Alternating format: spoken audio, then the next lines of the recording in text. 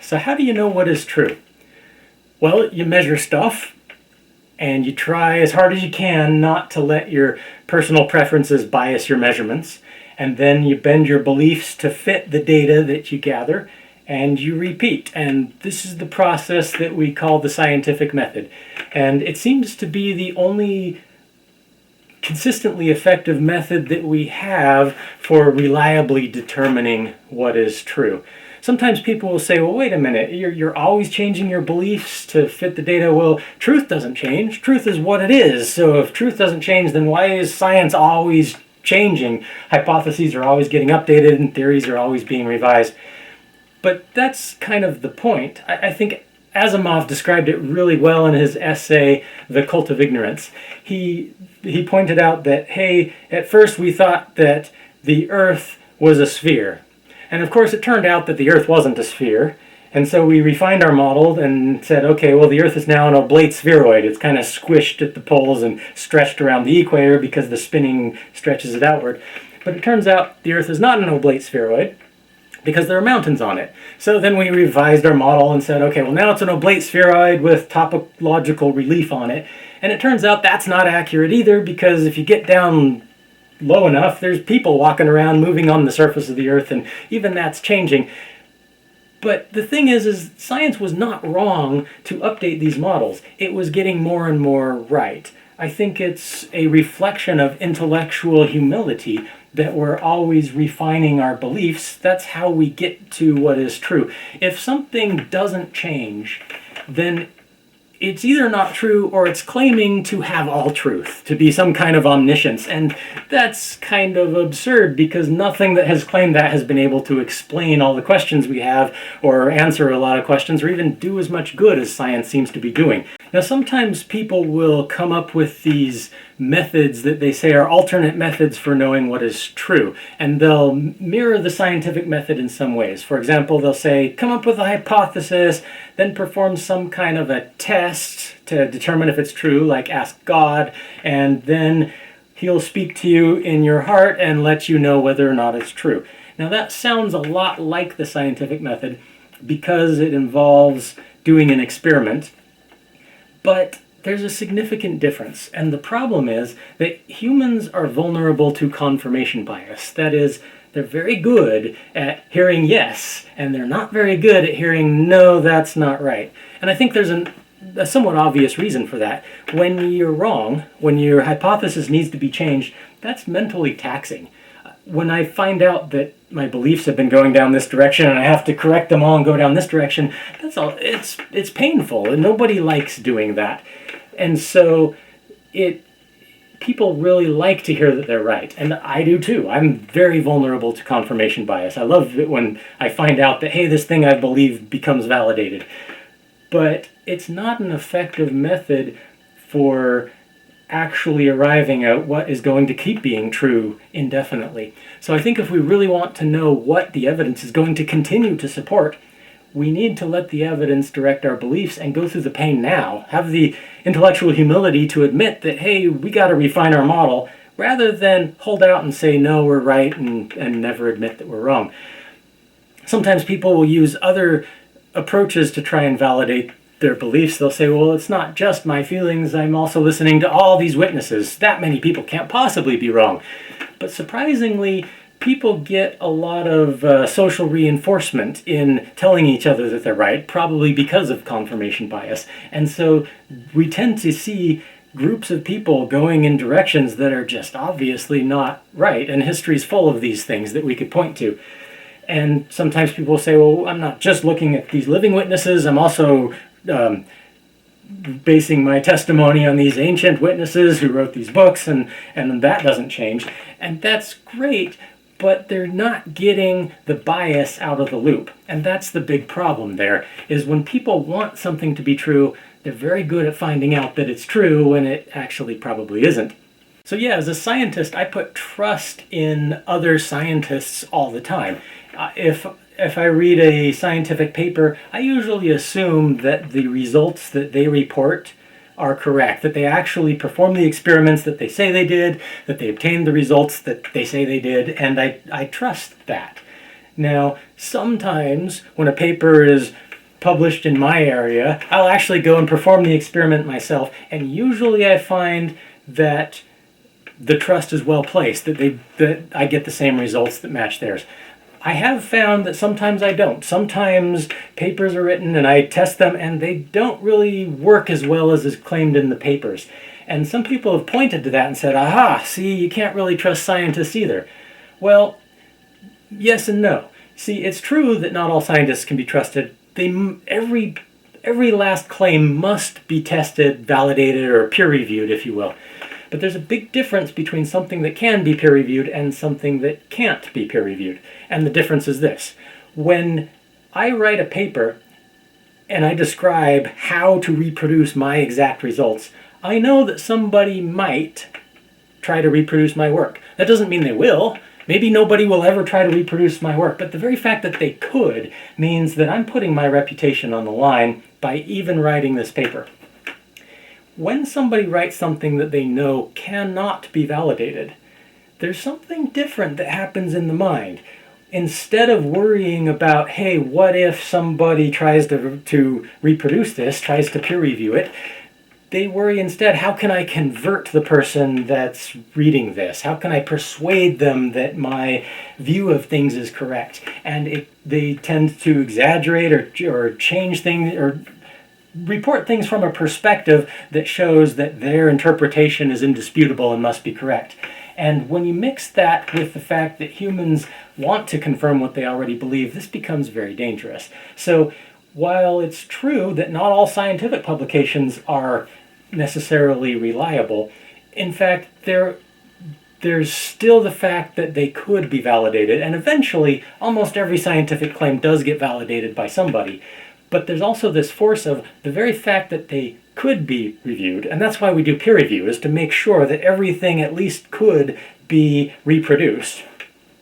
That aspect of scientific literature makes it so that people generally report the truth. And the aspect of writings about supernatural things, where you know that no one can validate the things you're claiming because they're all just subjective personal experiences, that tends to create a situation that truthfully isn't reliable. And so I personally feel that it makes a lot of sense to put faith in scientists, simply because they're writing about things to validate them. They tell you how to reproduce my results.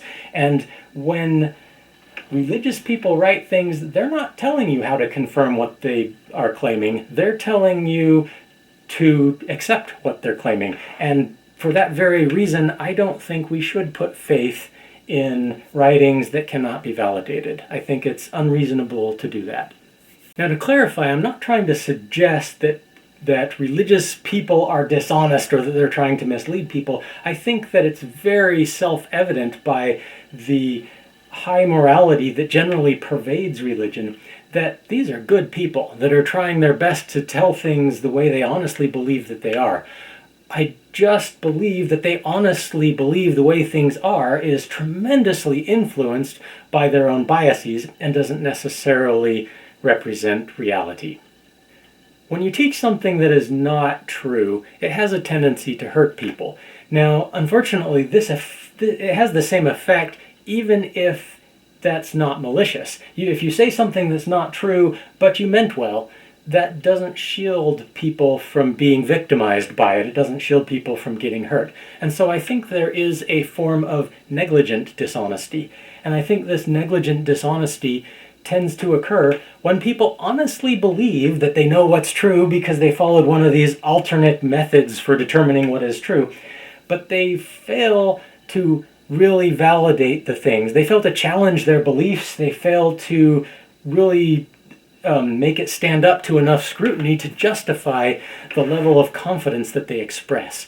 So when people go around saying, I know that this is true, well, that to me is a big red flag saying, hey, wait a minute, how do you know that that's true? And if the way they know is something that could have been influenced by confirmation bias, such as their feelings or witnesses or other people that have written about things, then I have to raise an eyeball and say, wait a minute, what does know mean to you? It probably doesn't mean that you have supporting evidence to validate this. And sometimes people will say, well, that's because it's about supernatural things, and supernatural things don't produce evidence, so the scientific method isn't applicable. But if the scientific method isn't applicable, what is applicable? There must be some method for knowing it. And if there is no way to know it, then they can't possibly know it. And if they say that they know it, well then that type of negligent dishonesty is occurring, and that is very hurtful to people, and so I tend to oppose that. And for that reason, until another method can be found for determining what is true, I think that the scientific method is the one that we should and must rely upon as our standard of truth until we can validate that some other method is known to be effective for determining what is true, because listening to our hearts and listening to other people and witnesses is absolutely not an effective way to determine what is true. There certainly are a lot of religions that claim God's top priority is for us to believe in their specific teachings. But I don't think that's very reasonable. If you follow the motivation there, I think you can see why. If a religion has no believers, what is it? It's a dead religion. If, by contrast, a God has no believers, what is he? Well, he's still God, right? I don't see any pressing need for why a God would really even care about having believers, but I see very clearly why a religion needs believers. And so it's not that surprising that religions all tell us you have to believe in this religion or you'll go to hell. And I don't think it's very reasonable to even suppose that that represents God in any meaningful way. If it does, then I would have to ask, why is God supporting something that's clearly a mechanism for fraud in all of the other non-true religions? Because there are a lot of religions that say, no, they're not true, we're the only true religion. Well, I don't think that a benevolent, loving Father in heaven would actually want to make his children vulnerable to such tactics. And so it seems very unlikely to me that this really would be one of the priorities of God. Now, of course, it might not be for him. Maybe it's for us. And that is, in fact, the only way I think it could possibly be. But when I ask myself honestly, what benefit do I get by believing in a specific religion, I find that at first people tend to think, hey, if you believe in this religion, then you have a motivation to make good choices. And that's true for some people, but I don't think it's necessarily true for me. I want to make good choices anyway. And I would like to think that most people would make good choices anyway, even if there isn't the threat of eternal punishment or the possible reward of an eternal bliss in heaven for making good choices. I'd like to think people should make good choices anyway. So I don't think that's a great justification, especially because it's a little bit fake, and I would think that God would want us to be genuinely good. And so I can't believe that the top priority of the architect of the universe and the person who's overseeing our development, the person who put us here just for the purpose of testing whether or not we would see through this phony ruse of science and discern that in fact this religion is true and that's the one we should believe in order to please this omnipotent being, that just sounds too conveniently like something that a fraud would want us to believe, and that's what I think it probably is. So why then do people have spiritual experiences? Well, for a long time it was believed that the connectome alone, this is the network of synaptic connections between neurons in the brain, is responsible for human intelligence and consciousness. But as neuroscience advanced, they've discovered neurotransmitters, which are these chemicals such as dopamine and melanin and glutamate and things, these various chemicals. They're produced in the basal ganglia of the brain, and when the body determines, say, that some significant event has occurred, it releases dopamine, which is transmitted down the axons of the neurons by, I believe, ionic pressure. And this dopamine basically instructs the synapses to say, this is a really significant event, so remember it and make changes and etch this in very deeply in the pathways of what I do. Now, I don't know why this happens, but I think that when people are very focused on trying to cause these neurotransmitters to be released, I think people can succeed at getting their brain to release a flood of neurotransmitters. And I think this may include such things as endorphins and various other chemicals that affect your experience to a very large extent. I think they can cause people to have feelings of overconfidence, certainty that what they are believing is true. I think they can cause people to feel that they've had a very personal, interactive experience with somebody. And I think that this dopamine can cause their brains to etch this in as something to remember and hold on to. And I think that they can essentially reach a point where they sort of tip over the bucket, so to speak. And by doing that, I think that the brain suddenly releases everything it's got, and people have these profoundly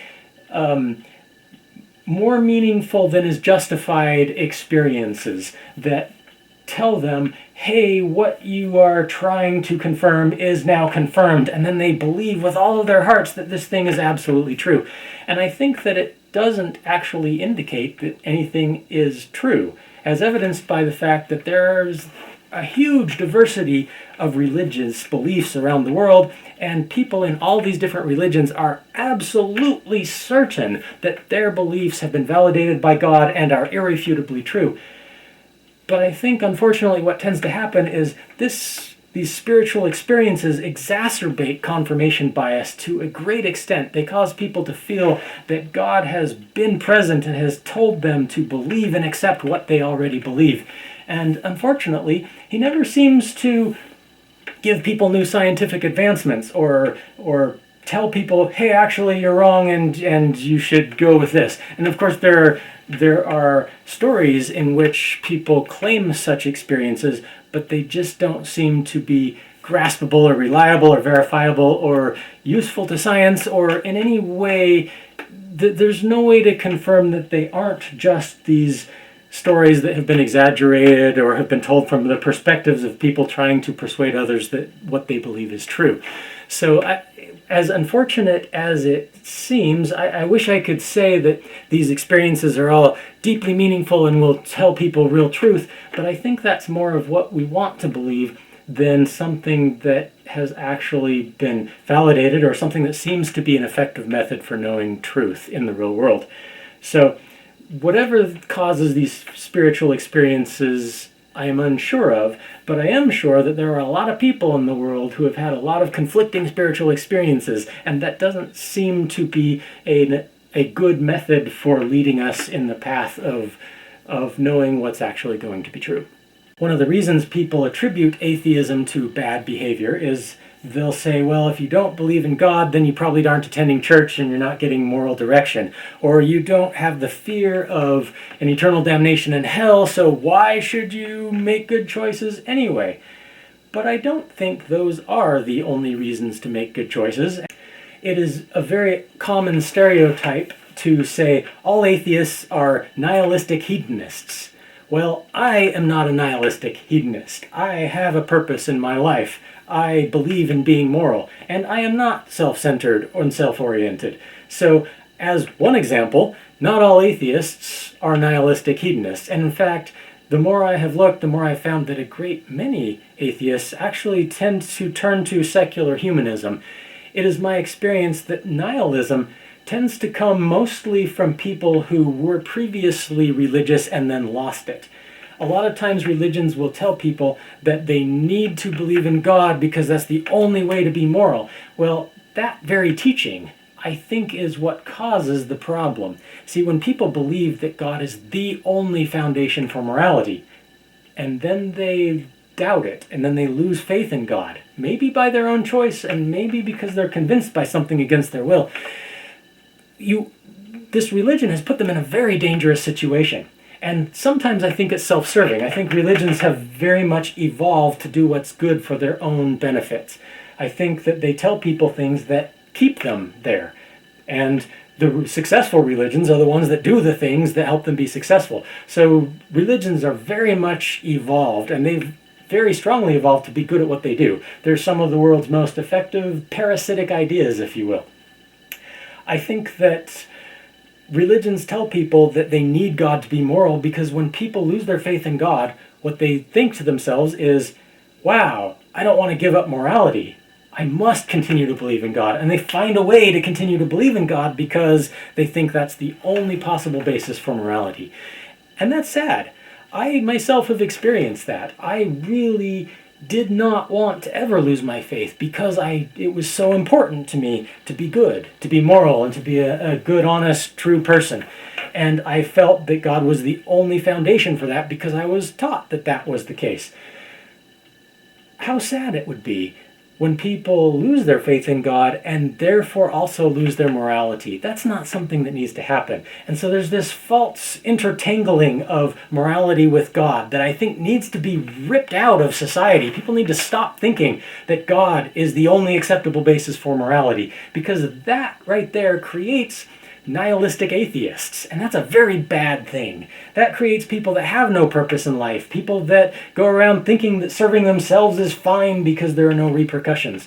I believe that when people are raised without that teaching, maybe in an atheist home, I believe children will find a reason to be moral. And I believe the reason they will is because everybody needs a reason to be moral. It's ingrained in us. It's part of what humans are. And I think it has to be because humans work together. We are social creatures. We need to interact with each other. And therefore we have this sense of the importance of behaving in ways that are altruistic and ways that benefit each other. So I think people will find a reason to be moral. And if you give them a bad reason and then tell them that's the only acceptable reason, and then they find out that reason is not real, that's a dangerous thing to do to people. So I believe that it's important to acknowledge that there is good without God, and I hope that I can be good without God. So as long as I can remember, I've always been very interested in truth and knowing what was true. I think a lot of this comes from my very religious upbringing. My religious denomination was very adamant about claiming that it taught the truth. And I believed that it was true, and I very much thought that it was true. So I've always had a strong passion for seeking out and knowing what is true. I think that had a lot of influence in directing me towards science and teaching and trying. I felt that it was very important to seek out more truth and know what is true and help other people understand it. I also had a lot of faith that as I studied truth, it would only validate the things that I believed, because I trusted that those things really were accurate representations of reality. It caused a lot of cognitive dissonance in me when I found that a lot of the discoveries of science didn't jive really well with religious teachings. But while that bothered me, I was able to push that to the back of my mind. I was able to say, okay, maybe there's cognitive dissonance over here, but even still, I couldn't say science or religion and simply throw one of them out, because while they didn't always mesh accurately, I still had a lot of reasons to accept and believe both of them. And so I would tell myself, hey, there must be some explanation. Maybe this explanation will be revealed in the future. Maybe it'll come out in time. For right now, I don't know all the answers, but that's okay. I care a lot about what's right, and so the closest I can get to reality is to retain these two somewhat conflicting hypotheses in my mind. As I continued to trust that my religion was still true and seek more truth, trying to understand how these things would fit together, I started to realize that I had a propensity for science. I was very good at speaking the language, and I thought, hey, maybe I could fulfill this important role of helping all these secular atheists to understand there's a lot of truth over here in religion. And so I started trying to formalize that and piece it together and explain and formalize how I can explain to these people the things that I know about Jesus and religion and Christianity. And as I did this, I started to look at every aspect of what I believed. I started to try to get the big picture, started trying to see from the top to the bottom. And while I always knew that there were corners of parts that weren't very well supported, the more I started looking at the big picture, I started realizing, well, this depends on that, and that depends on this. And the whole thing is kind of floating in the air with no foundation and evidence. And it was very hard to come up with any basis for why any of this existed without simply relying on circular reasoning and the rest of it. Nevertheless, I was still very confident that my religious beliefs were in fact accurate and could be relied upon to the end, that science would ultimately prove that everything I believed was true. And so I continued studying, really trusting that these things would be validated. As I did that, I learned about confirmation bias. I learned that that very accurately explains a lot of the ways that I became dogmatic, a lot of the ways that I became so certain that my beliefs were true. And that was certainly disconcerting. But that wouldn't have ended it either. As I kept studying, I eventually was reading in the scriptures and I came across certain contradictions that I thought didn't make a lot of sense and in fact were rather obviously not factually accurate.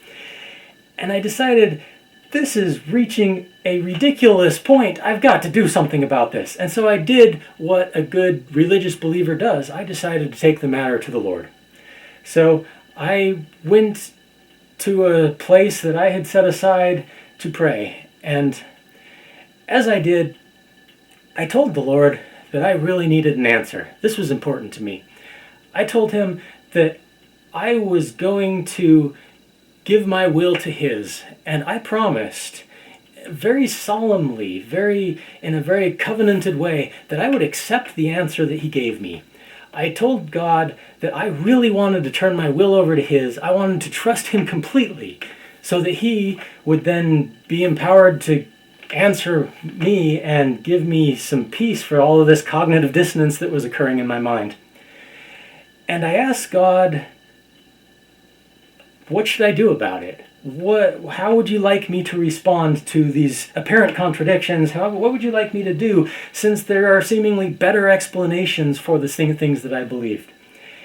And as I did that, a feeling came over me, a very strong feeling of peace, one that I knew very well because it is a feeling that I had obtained at periodic intervals throughout my life. Many, many times when praying, I had experienced the same feeling. It wasn't an audible voice, but more of a sensation of knowing, a certainty that pure intelligence was flowing into my mind, that somehow I was receiving the will of God. And I could sense in my mind the following message. And he said to me that he was pleased with what I was doing in my efforts to understand truth and to seek for what was right, and that I should become an atheist. And that really shocked me. That was not what I expected at all. And I said, what? And the message continued. And this message, in this very familiar, peaceful, comforting voice, that made me feel warm and certain inside, told me that he was actually my subconscious mind, that he had been impersonating deity in order to appease my need to have confirmation of the things that I believed. And because my mind was so eager to be validated and so anxious not to have to change everything that I believed, that it had resorted to telling me that what I believed was true when in fact it wasn't. And this was a very difficult thing for me to face. I didn't like it at all. And I didn't accept it. I rejected it. I said, no way. And I refused to accept what the Lord had just told me. Now, as time went by, as you might expect, there was a certain amount of guilt and conflict and, well, a whole lot of conflict involved in this particular answer because I had given my word, my solemn covenant, that I would accept the message that I received. But the message itself said that it wasn't from God. So this didn't make any sense to me. How could I resolve this? If it wasn't even from God, what should I do? Was it really from my own subconscious mind, as it said it was? And if so, then that means everything that God had ever told me was from my own subconscious mind. And very unfortunately for my beliefs, that fit perfectly with my understanding of the way confirmation bias works. It tells you the things that you put your faith in. And in fact, the more I started trying to utilize this method, the more I simply started to get the same message over and over. It was as if God had put on an answering machine and just started to tell me, I gave you an answer. Stop asking me for another one. You know what's right, and you have a moral obligation to accept it. Stop pestering me about it. And that really bothered me. I tried to break down his wall in every way I could imagine. I spent countless hours, countless days on my knees, watering my knees with tears, begging the Lord, please, take it back. Tell me it's not so. Tell me you're real. Tell me I haven't dedicated my life to a fraud. But there were no new messages. It seemed as if every sincere message I would send up to heaven was simply hitting the wall and falling back down to the floor. And I started to realize God was not going to bail me out of this. This was something that I had to face on my own. I was probably being put through some kind of Abrahamic trial where God withdrew from me so he could see how I behave. And as I contemplated that thought, I realized I better do what God would want me to do in this situation. What would God want me to do in this situation? And then I had to admit, he had told me what to do. He had told me that I needed to be honest, that I needed to confront the things that I knew were true and stand up with them. I needed to rise to the moral responsibility that I had for the truths that I had been given. I had to become an atheist. I did not want to do that. It hurt. There was so much mental realignment that had to occur in my head. This caused tremendous pain. I would have rather died 1,000 times over, and many times contemplated it, and became very serious about that idea. I really wanted out of this situation. I did not want to accept that my religion was not true. But I had received information, and it was consistent with everything I knew. And I studied and tried to disprove it, and I overturned every rock that I could. I poured through the scriptures. I spent all the time I could in church. I asked people questions covertly, trying not to disclose that I was losing my testimony. Everything I discovered, every piece of information I could find, every piece of evidence gave me the same message again, told me that I had a moral responsibility to stand up for what was right, that it would not be okay to live a lie, that it was not acceptable for me to teach my children something that I could not honestly say was real. And I started to realize that it was bad. It would have been morally unacceptable. It would have been wrong to live a lie. And I started to realize that if there really is a God, if I'm going to have to face him down at the day of judgment, I want to be able to look him in the eyes and say, I did the best I could. I was an honest man. And I slowly, very reluctantly, had to admit that whether this was a test or not, whether there is a God or not, to the best of my ability, as best as I could determine, it really looked like science had the answers for what was factually accurate and my religion did not. It really looked like I had to admit that there probably was not a God. Now, I will never say that I know that there is no God. I don't know that. I could be wrong, and I'm trying my best to remain open to other possibilities because I've been dogmatic before, and I don't want to be dogmatic again. I want to be honest all the way. And I feel that as I gave my word, I must be true to what I said I would do. I needed to accept what I felt was honestly true at that moment. And I believe it was my subconscious mind. I believe that I have always been telling myself that my beliefs are true, and in fact, I believe that's what happens when everybody prays. I think that's why people get so dogmatic about their diverse religious beliefs, even though they contradict each other, even though there's no plausible way to mesh them with scientific evidence, yet people become so certain that what they know is true, and I think this is why. I think they're tipping over the bucket of neurotransmitters that are stored in the basal ganglia of their mind. I think they're inducing religious experiences. I think that the spirit is actually chemicals in our minds. I think that materialistic naturalism describes reality in the best way that anyone yet knows to describe reality. Now, I may be very wrong about that. Nevertheless, while trying to do what I think is right, I also think that it's very important to not throw the baby out with the bathwater. There are a lot of things that I was taught in my religion that I cannot separate from because they're right. Not right in a factual manner, but right in a moral manner. They're good teachings. Do unto others as you would have them do unto you. Charity suffereth long, envieth not, is kind. Things like, be good, be therefore perfect. Teachings that I should do what is right, let the consequence follow. These things are etched deeply into my heart. And I needed to find a way to establish these things as still right, even though my beliefs about what is factually accurate could no longer be aligned with my religion. And it was difficult.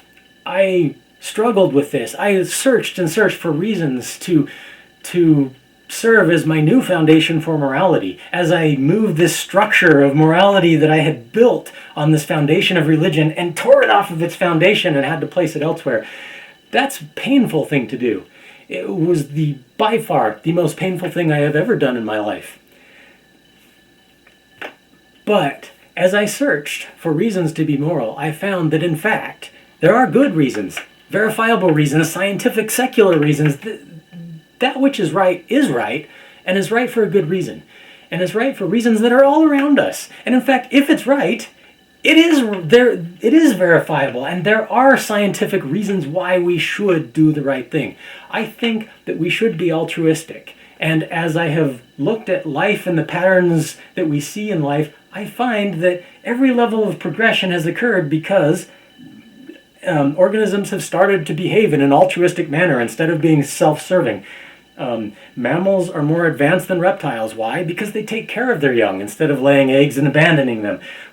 I think that multicellular life forms are more effective than singular cellular life forms. Why? Because they work together as a cohesive unit. And it's very clear that human society is better than packs of animals. Why? Because we work together as a unified organism. As I have started to find reasons for the things that I believe, I've found that science supports them exceptionally well. And so, increasingly, I have come to realize that the things we choose to accept as moral, right and wrong, our priorities, really are quite independent from the things that we see as factually accurate or inaccurate. And so, I try to listen to science and understand science as far as things go that are matters of fact. And I try to listen to religion regarding the things that are important and the priorities we should have and how we should treat and respect each other. The more I do this, the more I find that everything that's true is true for a reason. And anything we know for a reason. There must be evidence or else we don't really know it. And so I'm starting to piece together what I think is my own framework for morality, and I think it's very much inspired by my religion. And you might say, as much as I can, I'm not letting go, and I'm refusing to abandon something that I have since learned is false. But that's because it's not entirely false. You see, while my religion may have taught a lot of things that were pumped up based on circular reasoning and confirmation bias and popularity as witnesses told other witnesses, and everybody felt like they were empowered to make stuff up. While a lot of the facts are not true, a lot of the moral reasoning is really good. And so I would encourage those of you out there who have abandoned religion to embrace it a little more and consider its teachings. But I would also encourage those of you who think that your religions are teaching truth, open your eyes a little bit. Look at what science has to offer and see if it doesn't have a better explanation. You'll be surprised. I was completely flabbergasted. I had no idea how much science could explain. But it can. It can explain a lot. It can explain where we came from, and to a large extent why we're here. It can explain why it's important to behave in an altruistic manner. Science can explain a lot of things that you might think it couldn't explain, and more importantly, it can explain a lot of factual things. A lot of things about how old really is the Earth, how did it form, where did life come from, and things of that nature are squarely in science's domain.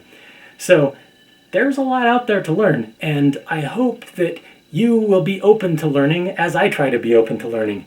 If I'm wrong and there is a God, I cannot wait to look him in the eyes and for once be judged by a man who really understands me. With great knowledge comes a moral responsibility to embrace that which is true, and I'm doing my best. So I don't know if I'm doing what's right, but I hope that I am, and I'm certainly trying. So there you go. There's my story.